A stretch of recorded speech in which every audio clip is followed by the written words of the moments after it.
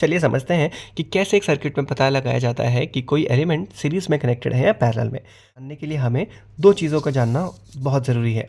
पहला, हमें ये पता होना चाहिए कि सीरीज में जो करंट सेम होता है, जबकि पैरेलल में अगर कोई एलिमेंट कनेक्टेड है तो उसके अक्रॉस वोल्टेज सेम होगा। तो ये चीज़ हमें पता होनी चाहिए। तीसरी चीज़ हमें पता होनी चाहिए नोड के बारे में। नोड क्या चीज़ होती है? इस पॉइंट पे दो या दो से ज़्यादा तारे एक साथ जुड़ रही हों, उस पॉइंट को नोड कहते हैं। और जितने भी हमारे नोड होंगे उन सभी नोड्स को हम नाम दे देंगे। जैसे इस पहले सर्किट में आप देखिए, इस पॉइंट पे अगर आप देखेंगे तो एक तार यहाँ से आ रही है, एक तार ऊपर से आ रही है और एक तार नीचे से आ रही है। तो दो या दो से ज़्यादा तीन तारें यहाँ पे जुड़ी हैं, तो यहाँ एक नोड हो गया और उसको हमने नाम दिया ए। इस पॉइंट पे आप देखिए, एक तार R2 से आ रहा है, एक तार R3 से आ रहा है, तो ये भी एक नोड हो गया।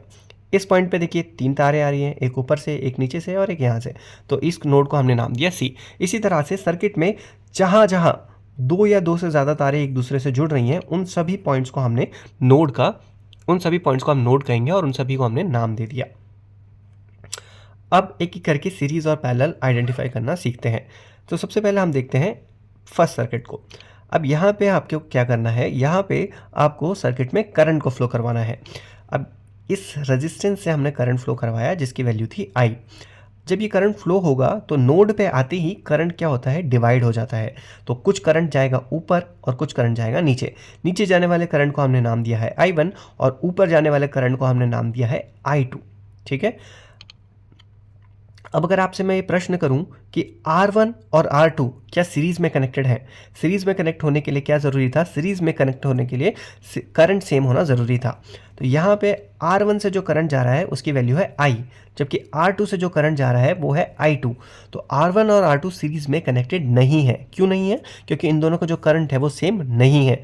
ऐसे ही अगर हम R1 और R4 की बात करें तो यहाँ पे भी आप देखिए, R1 से जो करंट जा रहा था वो है I, जबकि R4 से जो करंट जा रहा है वो है I1। तो R1 और R4 भी सीरीज में कनेक्टेड नहीं है। तो फिर इसके बाद तीसरा आप देखें, R2 और R3 को देखिए। अब जो करंट R2 से जा रहा है, यानी जो I2 करंट है वो R2 से होकर गुजर रहा है, वही सेम करंट R3 से भी होकर गुजरेगा। क्यों? क्योंकि करंट के पास कोई दूसरा और रास्ता ही नहीं है। तो जो करंट R2 में जाएगा वही सेम करंट आगे किस में चले जाएगा, R3 में चले जाएगा। तो इसीलिए हम यहाँ पे क्या कह सकते हैं कि R2 और R3 सीरीज में कनेक्टेड है। सेकेंड एग्जाम्पल देखते हैं। सेकेंड एग्जाम्पल में अगर आप देखें तो R1 और R2 की बात करें तो R1 से अगर I करंट जा रहा है तो वही सेम करंट R2 से जाएगा। क्यों? क्योंकि करंट के पास बहने के लिए एक ही रास्ता है। यहाँ पे नोड से अगर तीसरी तार निकल रही होती तो करंट वहाँ पे डिवाइड हो जाता, पर दो ही तार हैं यहाँ पे, तो करंट के पास कोई दूसरा रास्ता ही नहीं है जाने का। इसीलिए R1 और R2 यहाँ पे क्या है, सीरीज में कनेक्टेड है। तीसरे केस में देखिए, मैं आपसे ये पूछूं कि R1 और R2 क्या सीरीज में कनेक्टेड है, तो यहाँ पे अगर आप देखिए, R1 से जो करंट जा रहा है वो जा रहा है I, जबकि R2 से जो करंट जा रहा है वो कौन सा जा रहा है, I2 जा रहा है। तो इसीलिए R1 और R2 सीरीज कनेक्शन में नहीं है।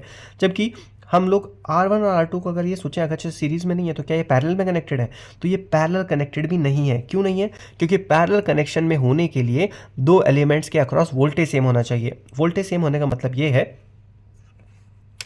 कि दोनों जो एलिमेंट्स हैं वो सेम नोड से कनेक्टेड होने चाहिए। अब अगर आप R1 को देखें तो R1 किस किस नोड से कनेक्टेड है? R1 तो एक तो कनेक्टेड है F नोड से, यहाँ पे F नोड है, और R1 का दूसरा तार कहाँ से कनेक्टेड है, E नोड से, यहाँ पे ई नोड पे कनेक्टेड है।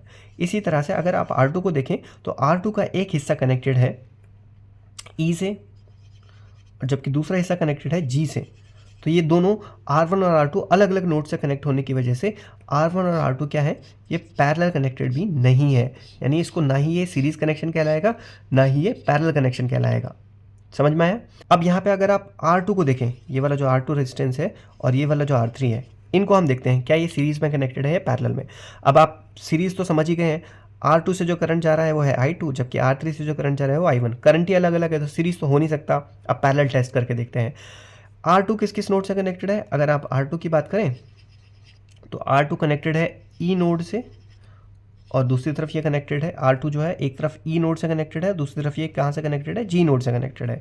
जबकि R3 की अगर हम बात करें तो R3 किस किस से कनेक्टेड है, एक तरफ ये E से कनेक्टेड है, दूसरी तरफ ये G से कनेक्टेड है। तो यहाँ पे अगर हम ध्यान से देखेंगे तो ये पाएंगे कि R2 और R3 सेम नोड से कनेक्टेड है, E और G से। इसीलिए हम ये कह सकते हैं कि R2 और R3 कैसे कनेक्शन में है, R2 और R3 पैरेलल कनेक्शन में है।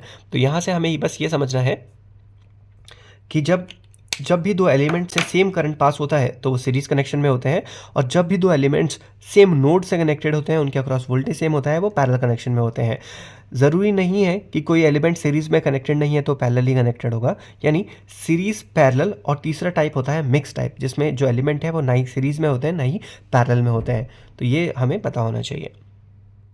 आई होप ये जो जानकारी मैंने आपको दी वो आपको समझ में आई होगी। मिलते हैं अगले वीडियो में।